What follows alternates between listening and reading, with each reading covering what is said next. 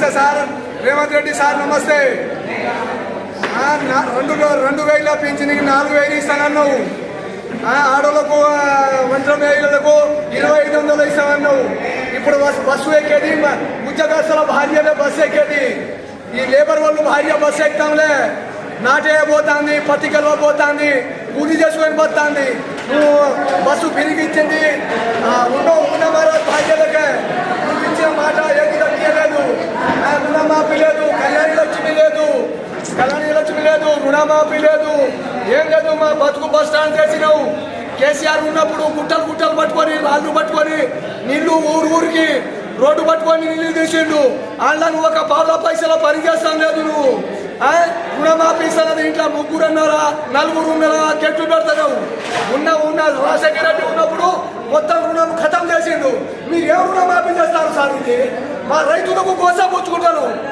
బుక్క నీళ్లు తాగి ఎండల వానల బుక్క నీళ్లు తాగి గోసపడతావు. నువ్వు ఏమో కాంగ్రెస్ ప్రభుత్వం ఏది లంగ పరుగుతాం.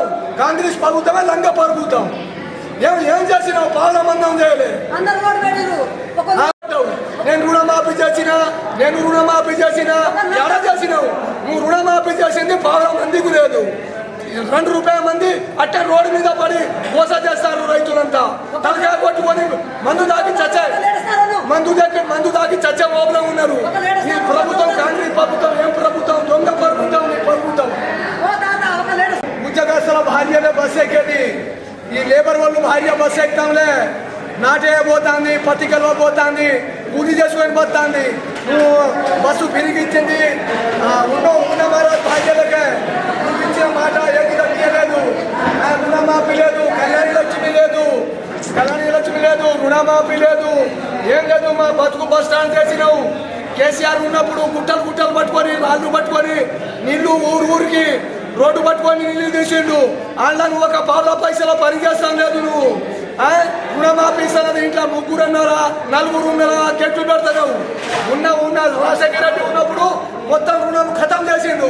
మీరు ఏం రుణమాఫీ చేస్తారు సార్? ఇది మా రైతులకు గోసా పుచ్చుకుంటారు. బుక్క నీళ్లు తాగి ఎండల వానల బుక్క నీళ్లు తాగి గోసపడతావు. నువ్వు ఏమో కాంగ్రెస్ ప్రభుత్వం ఏది లంగ పరుగుతాం. కాంగ్రెస్ ప్రభుత్వమే లంగ పరుగుతాం. ఏం చేసినావు? పాలమందం చేయలే. నేను రుణమాఫీ చేసిన ఎలా చేసినావు? నువ్వు రుణమాఫీ చేసింది 10 మందికి లేదు. 2 రూపాయల మంది అట్టే రోడ్డు మీద పడి మోస చేస్తారు. రైతులంతా తలకాయ కొట్టుకొని మందు తాగి చచ్చే ఓబులో ఉన్నారు. ఈ